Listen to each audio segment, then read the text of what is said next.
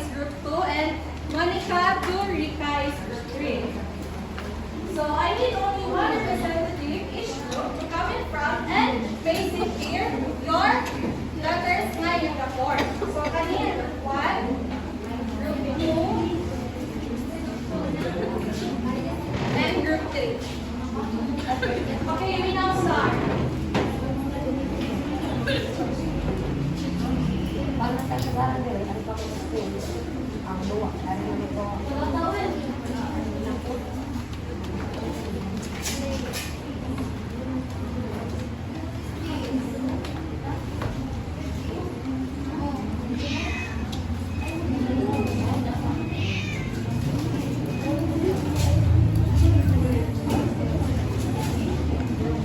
Demo mo din?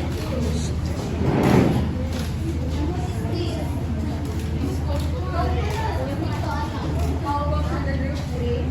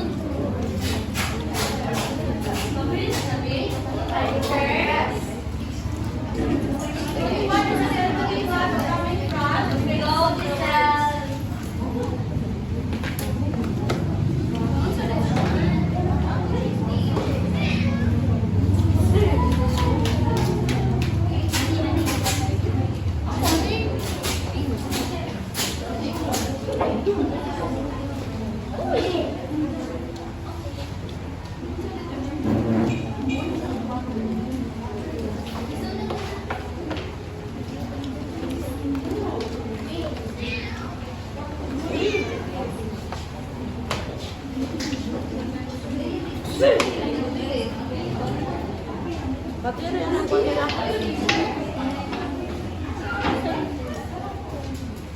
Nailangan ba po niya?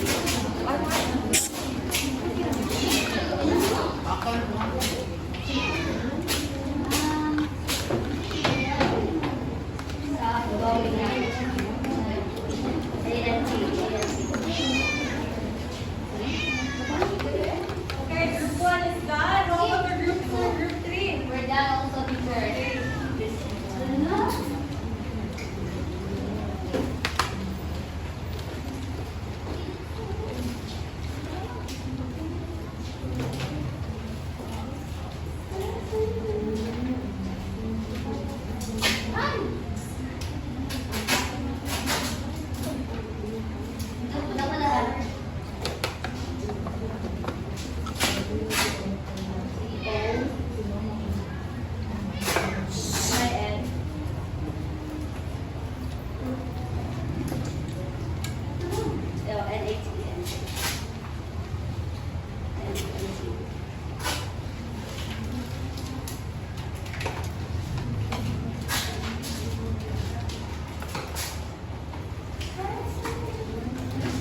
Gawin lang. Okay, group 2 is also done. How about the group 3? Group 3 rather, group 2 is done.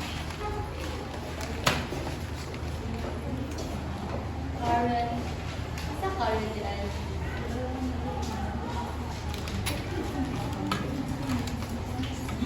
Okay, excellent. All groups are done. So now, Kaya na ganito. so this activity is, will give you an opportunity to expand your vocabulary, and later on, please instill these words into your mind, because later on we will further discuss these words. So what are the words that you've learned? Please say. Dominant and intervals. Okay, very good. So now let's proceed to our next activity. Our activity is called Dutch. But before that, in your previous grade level, intervals that already discussed, right? Yes. All right. In mathematics, you need counting a number from 0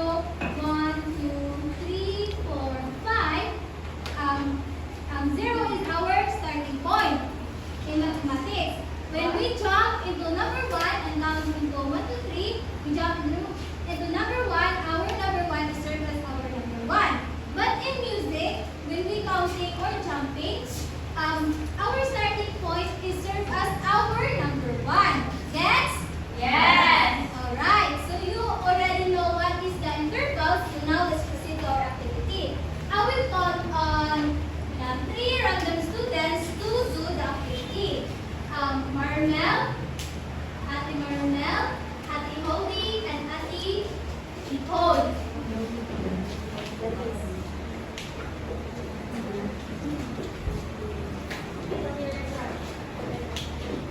The three of you, please observe.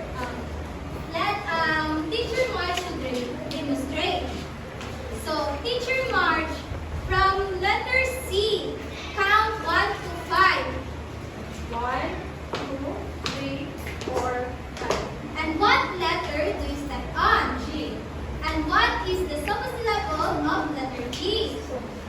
So. Okay, excellent. That's what you're going to do. Okay, Ate Holly. Yes, teacher. Your starting point is letter D. Letter D. So please count 1 to 1.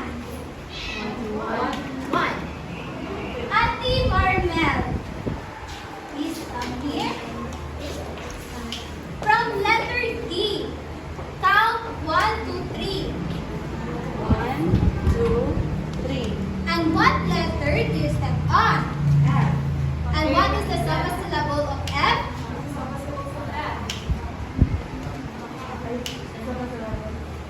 Oh, Okay, excellent. exactly. Pa. Ate Nicole, from letter F, count 1 to 5. 1, 2, 3. F. 1, 2, 3, 4, 5. And what letter do you step on? C. And what is the subsyllable of C? Joe. Excellent. So you may now take your seat. Thank you. Next, 3 random students. Junel, Clarice, Please come in front. and Ayan. And Ayan. 18. Pinky, come here in front.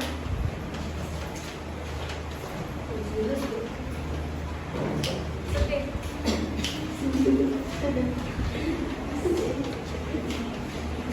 Ate Clarice, Yes. from letter G, G. count 1 to 4. 1, 2, 3, 4. What letter did you step on? C. And what is the subsyllable of C? Dog. Excellent. Ate Christine, from letter A, count 1 to 2. 1, 1, 2. Excellent. What is the letter they step on? What letter? B. What is the subsyllable of B? Excellent. T. Next, Ate Jeanette. From letter A, count 1 to 5. 1. 5. And what letter did you step on? E. And what is the subsyllable of E? Excellent. Me. So, you may now take your seats. So now you already know what is the intervals and the names of staff. So let's proceed to our next activity. Our next activity is called Know Me. I have here some pictures, and all you need to do is to identify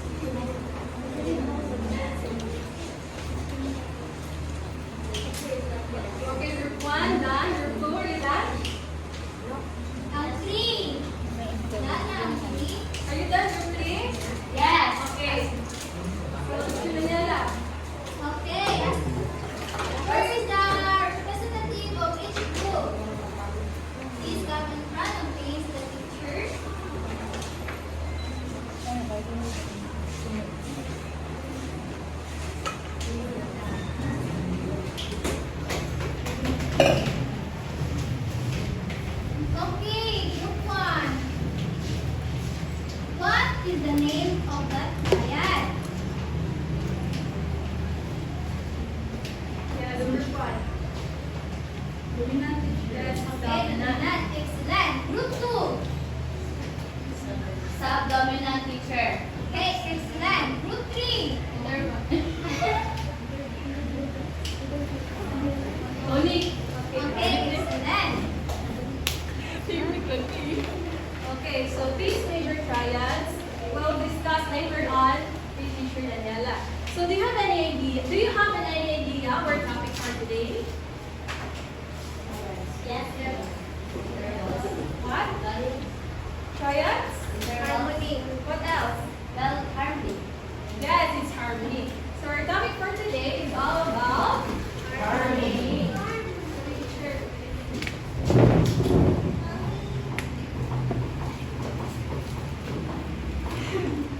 So do you have any idea about what is harmony? Your own words. Please raise your hand if you want to answer. That is, do you have any insight about this topic? This word? Harmony. Harmony is a combination of pitch and instruments affair. Yes, precisely. It is a combination of pitches and Instrument. yes, instruments. Instruments, rather.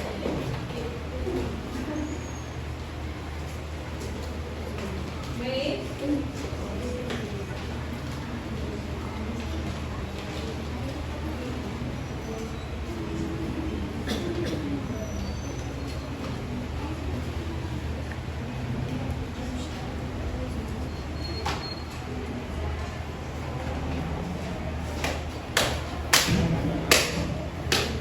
Okay, so what is harmony in music? Please read. It is the simultaneous sounding of two or more pitches. Okay, so in other words, harmony is a combination of two pitches, combination of two which is the pitches in the instruments. So pwede, it could be na mo, ato isod ang pitches. So kung saan yung mga pitches, mo na siya ang do, re, mi, fa, sol, la, ti, do. So the tone of the do, re, mi, fa, sol, la, ti, do, it goes like this. Do, re, mi, fa, sol, la, ti, do. Okay, do, re, mi, fa, sol, la, ti, do. Do, re, mi, fa, sol, la, ti, do, re, mi, fa, sol, la, ti, do. So these are the pitches. The do, re, mi, fa, sol, la, ti, do. So teacher, Ate Ayan, can you please sing with me the song of syllables with accompaniment with lyre? Okay. So okay. So okay. No. Oh yes, no, no, no. So 1, 2, 3, go. Okay, going down. Do, re, la, sol, fa, mi, re, do. Okay, so ikaw. Pare.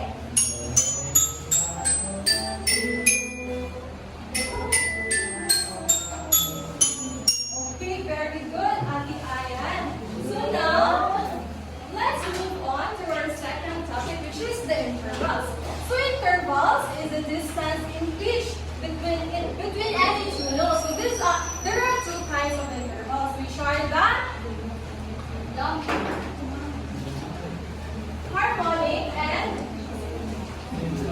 harmonic and melodic. So if the notes are played at the same time, it is called harmonic. Why harmonic called why harmony called harmonic? Because the notes are played at the same time. So like just for example, in this one.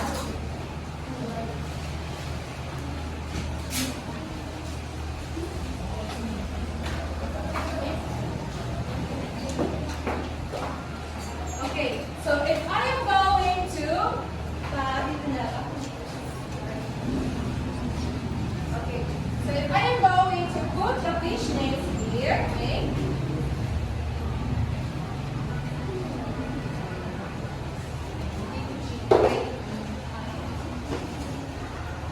Here, G, to G.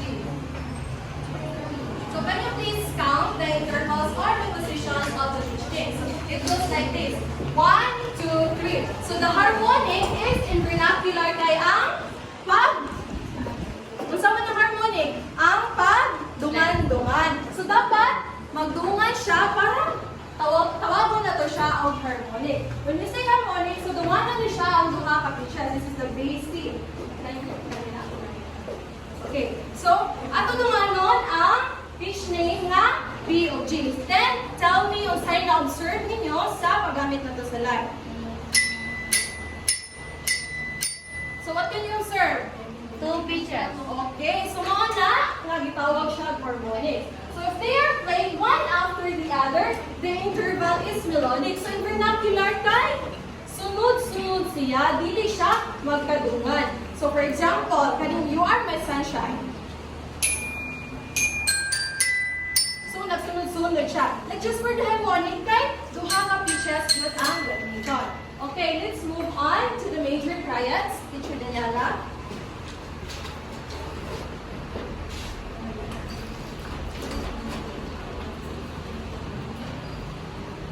So now, let's proceed to triad. Triad is made of 3 notes. It is composed of the root, the third, and the fifth. Triads has the 3 major. It is tonic, subdominant, and dominant. Each major has a corresponding of Roman numeral. The tonic is the first, subdominant will be the fourth, and dominant will be the fifth. This is the tonic, right? Yes.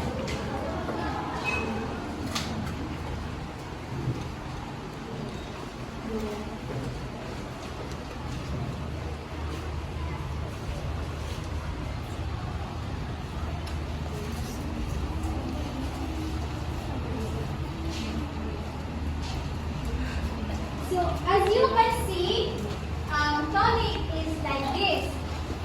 Tonic has a corresponding of first Roman numeral, which is do.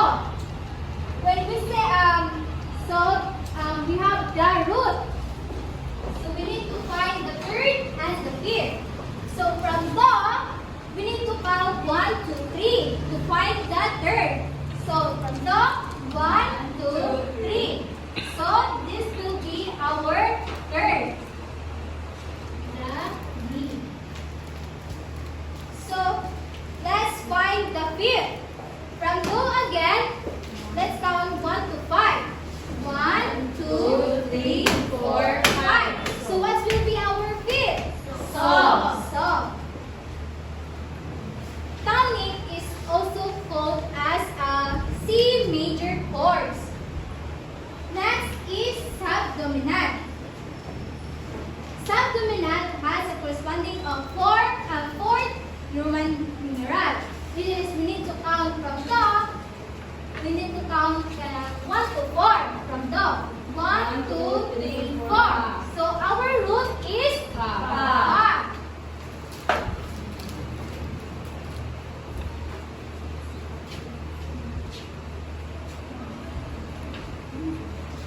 So we need to find our third. From fa, we need to count 1, 2, 3. 1, 2, 3. What will be our third? La.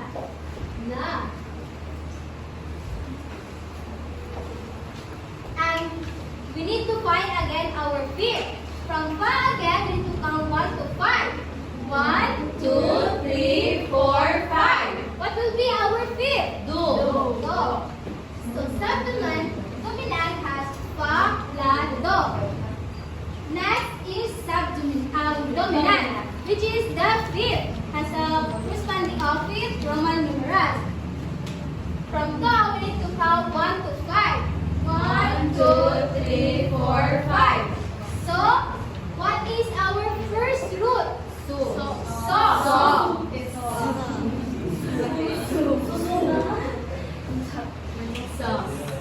From so, we need to count 1, 2, 3 to find the third. 1, 2, 3. So what will be? T. And our fifth. From so again, we need to count 1 to 5.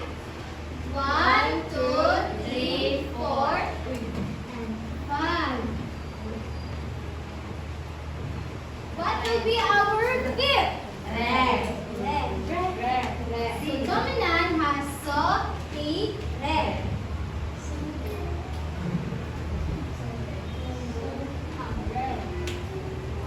Subdominant called also a F major triad and major chords. And dominant also G major chords. I chord. They call this a tonic because or C major chords because their corresponding their root starts with letter C, right? Yes. C, right? Yes. So C major chords ang tonic. Ang subdominant kay F. F, which is ang Fa. fa. Ang dominant is letter G. Kay G major chords. So ayan. What are the three majors again? Iconic, subdominant, and dominant. Excellent. Okay, how about what are those two intervals of harmony? Harmonic, harmonious and melodic. Okay, very good. What is harmony in your own words? Again, what is harmony in your own words? Based on your own understanding. Sige, Sabal. Has two or more pitches. Okay, so exactly. Harmony have a simultaneous sound of two or more pitches. Okay, so in our last activity, let's have the group will sing You Are My Sunshine. Are you familiar with the song? Yes. Okay, but with a twist. Okay, so I will group you into two. So this is group one. Group one and group two. So the group two will sing the melodic voice. So did you familiar about the melodic voice? Yes. If not, I will play a song and so that you can familiar about the music. For the group one, you will also sing the harmony, which is your normal voice. Yes, your normal voice, and you will sing You Are My Sunshine. So, wait, ha?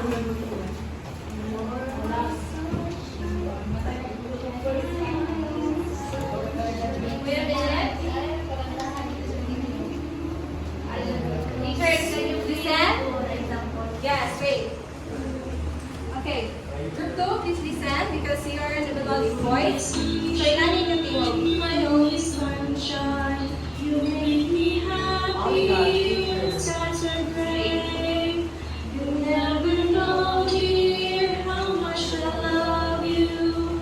Please do take my sunshine away. Okay, group 2, do it for the practice. Okay. Your voice should be straight and low.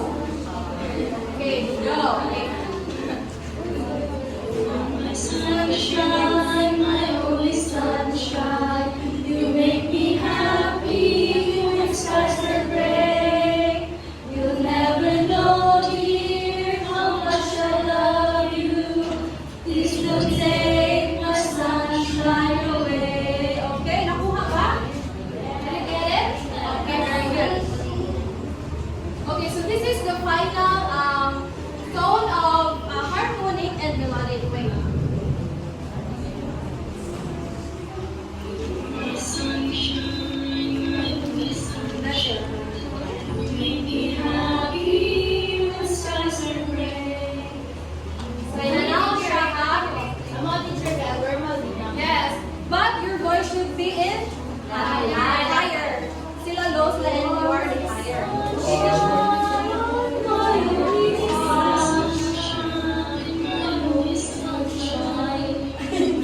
Okay, practice with accompaniment of lyre. Are you ready?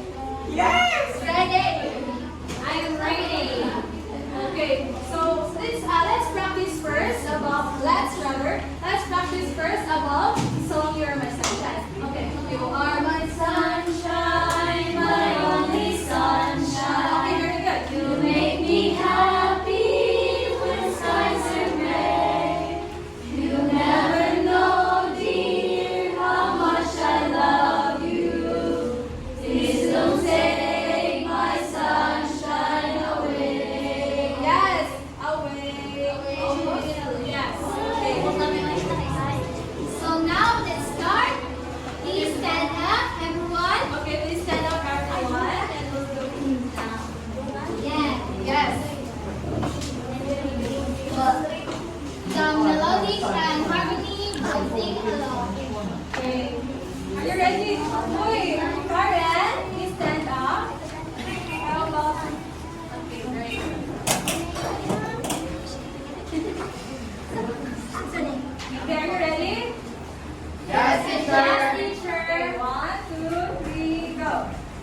are my sunshine, my only sunshine.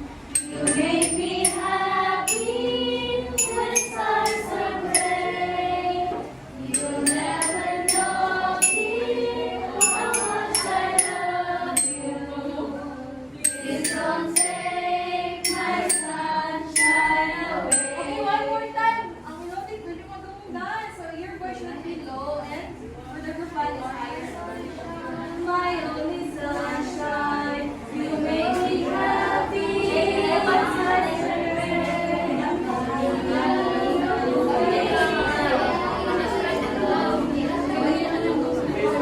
Okay, let's sing along with melodic and harmonic. Okay, go. Sing along. Let's start. Let's start. Okay, okay. One, two, three, go. You are my sunshine, my only sunshine. You make me happy when skies are gray. You'll never know, dear, how much I love you. Please don't take my sunshine away. Okay, very good, class. So you did a great job. What did you observe from our activity earlier? Mga choir teacher.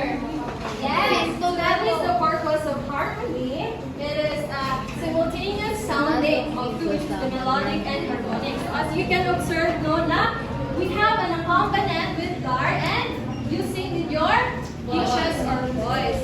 Okay. What is the major triads